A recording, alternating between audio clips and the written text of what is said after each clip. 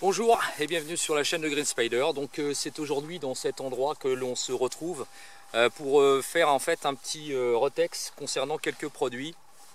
Comme vous avez pu le voir, je me suis confectionné un petit thé avec 3 fois rien, juste un réchaud de type Vargo et puis une tasse Tatanka en prélevant donc du bois gras sur une vieille souche que j'ai pu trouver. Alors l'avantage c'est que ça fait un départ de feu très rapide, c'est constant, la chaleur est constante. Le seul problème c'est que comme il y a des dérivés d'hydrocarbures dans le bois gras, ça noircit considérablement le dessous des tasses, donc c'est extrêmement collant, on retrouve en fait un résidu de goudron. Donc il faut y penser parce que c'est extrêmement difficile pour le nettoyage. Mais quoi qu'il en soit, ça permet au moins de se faire un petit feu finalement assez rapide quand on a 3 fois rien avec soi, pas de réchaud à gaz, etc. Et puis encore moins de façon moins importante que d'être obligé d'allumer un feu traditionnel. C'est surtout que ça contient le foyer et ça évite un risque de propagation, même si là il y a quand même peu de risques, mais c'est quand même assez sec puisque les températures en plein soleil avoisinent les 22 degrés, donc ce qui veut dire que la végétation est quand même assez inflammable. Quoi qu'il en soit, ça permet de se faire un petit thé assez sympathique avec 3 fois rien comme vous avez pu le voir, c'est-à-dire que j'ai emmené vraiment le nécessaire, le minimum avec moi, donc à savoir cette pochette de chez Maxpedition qui est le bottle holder dans sa version classique avec une petite poche adjointe, et puis également ce petit couteau de chez Ustaford que m'a gracieusement offert Gilles Morel. Donc je vous le propose aujourd'hui et je vous en fais un retour d'expérience.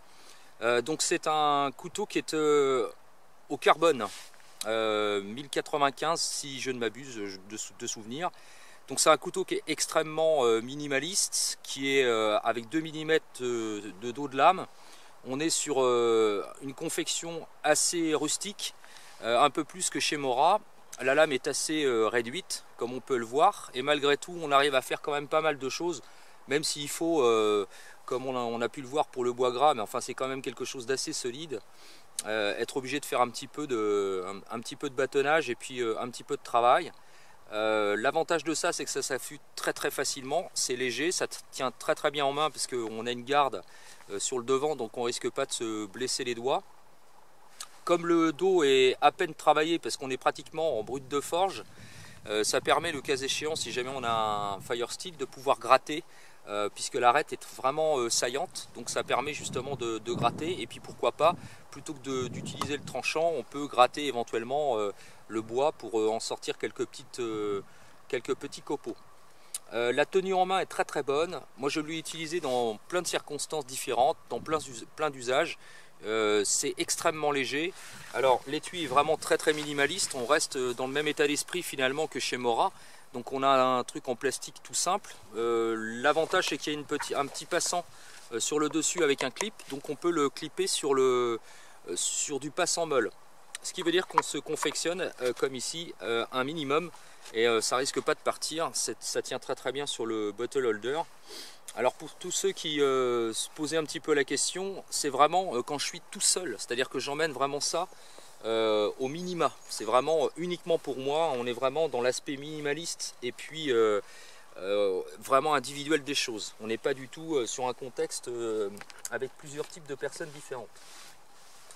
L'autre élément sur lequel je voulais revenir, c'était ceci. Je vous avais dit que je vous en ferai un retour d'expérience, un retour d'utilisateur. Je ne l'avais pas encore fait, donc c'est l'occasion pour moi de vous proposer ça.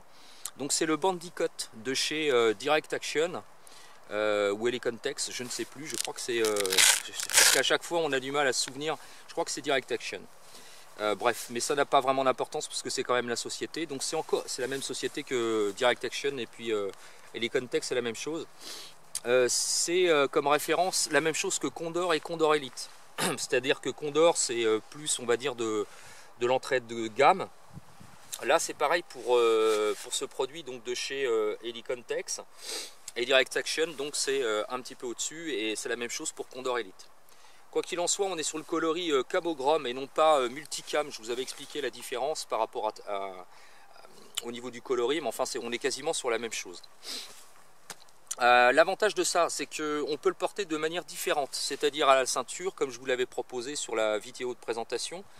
Alors en type de banane traditionnelle, donc soit devant, soit derrière, et plus judicieusement en bandoulière autour de soi, avec ça de façon à l'avoir, alors que ce soit gaucher ou droitier, ça n'a pas d'importance, ça se met dans ce sens-là, ce qui veut dire qu'on peut avoir accès très rapidement aux éléments qu'on a à l'intérieur. Donc on peut y mettre par exemple le téléphone portable, et puis juste derrière, les papiers d'identité et la carte de permis de conduire.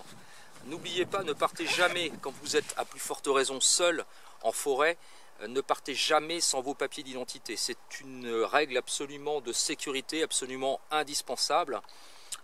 Outre le fait que vous en auriez besoin, le cas échéant, si jamais les secours devaient venir vous récupérer pour une raison X, dans le pire des cas, on peut imaginer, hein, malheureusement, on est à l'abri de rien. Si jamais on devait retrouver votre dépouille et que vous étiez venu à décéder, ce serait d'autant plus rapide quand même pour les secours de pouvoir vous identifier. Donc c'est absolument indispensable d'avoir les papiers d'identité avec soi. C'est un peu macabre ce que je dis, mais il faut toujours penser au pire quand même, malgré tout. À l'intérieur, on peut se constituer donc un kit complet. Alors pas mal de choses qu'on peut mettre à l'intérieur. Je l'ai testé avec différentes configurations, principalement avec du petit matériel dont on a vraiment besoin. Donc on va retrouver vraiment le minimum, une lampe, un briquet, un couteau, un fire steel, etc. Une petite mini trousse bobologique à l'intérieur du filet mèche à l'intérieur, etc. Enfin bref, donc à minima, c'est vraiment l'idéal, parce que quand on a besoin d'une certaine mobilité et qu'on n'a pas envie d'emmener beaucoup d'éléments sur soi, c'est vraiment l'idéal, c'est vraiment très bien. On n'est pas sur un chest-string comme on a l'habitude de le voir sur certains types de modèles. On est vraiment sur quelque chose qui a la possibilité d'être relativement versatile. Donc on n'est pas obligé de se servir de ça comme configuration unique comme c'est prévu à la base. On peut éventuellement, bien entendu, retirer les attaches aux extrémités et pouvoir l'associer également sur un sac, un autre type de sac. Donc on peut faire un complément. L'intérêt, c'est qu'on a vraiment le minima sur soi, mais vraiment l'utile. Derrière, il y a une pochette, du coup on peut mettre par exemple des gants ou des choses comme ça. Donc c'est vraiment plutôt pas mal. Moi je suis assez satisfait de ce produit-là. Est-ce que je le prendrais dans un coloris bien plus intéressant, on va dire, pour le modèle urbain? Non. Sincèrement, c'est pas quelque chose que je prendrais pour aller, on va dire, en ville, dans une constitution d'ETC classique. Tout simplement parce que la forme se prête quand même assez mal, je trouve, à ce type d'exercice. On reste quand même sur un principe un petit peu de banane. Quand on est dans la verte, sincèrement, personne ne va vraiment s'interroger de savoir ce que vous portez sur vous, surtout pas les animaux d'ailleurs. Donc ce qui veut dire que on s'en fout un petit peu quoi, finalement, de ce qu'on va pouvoir transporter, que ce soit dans le type de coloris ou même dans le format ou la conception. Donc je trouve que par contre en milieu extra-urbain, donc pour les sorties dans la verte, c'est quand même bien adapté. Ça permet, comme je vous l'ai dit, d'avoir sur soi vraiment le minimum. On peut penser aux éléments, on va dire, de sécurité première, y compris avec les papiers, téléphone portable, etc. Et du coup, si jamais on a un sac, on peut se dissocier en posant le sac sur le camp ou un peu plus loin si on a besoin d'explorer, et pouvoir quand même conserver ça avec soi au minimum. Particularité, c'est qu'on peut mettre un couteau plat, pas trop important, à l'intérieur de la poche parce qu'elle est quand même relativement extensible, si toutefois bien sûr on ne charge pas la pochette de façon trop importante. Et puis là derrière on peut quand même y placer un calepin avec un crayon, des choses comme ça pour prendre des notes. Donc du coup c'est quand même bien foutu. Donc je trouve que pour le prix, on était sur 25 € de souvenirs lorsque c'est sorti. Je crois que c'est toujours le cas d'ailleurs, je vous laisserai le lien. OPS Équipement le propose dans différents types de coloris qui sont assez sympas. Donc je vous le conseille sincèrement pour tous ceux qui souhaitent avoir un élément minimum avec soi pour les sorties donc outdoor. C'est plutôt pas mal. Voilà, c'était tout simplement pour mon retour d'expérience par rapport à ce produit. Et bien mon thé commence à refroidir, donc je vais finir de le boire avant qu'il soit totalement froid. J'espère que cette petite vidéo vous aura plu. Je vous laisse en compagnie de quelques images que j'ai pu glaner ici ou là, avec des paysages assez intéressants.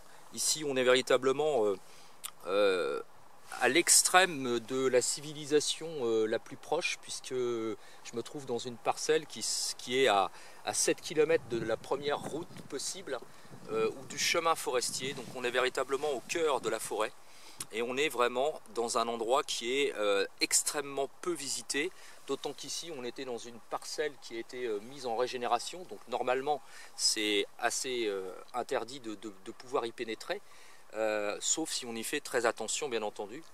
N'oubliez pas de toujours respecter la nature, c'est toujours une question importante.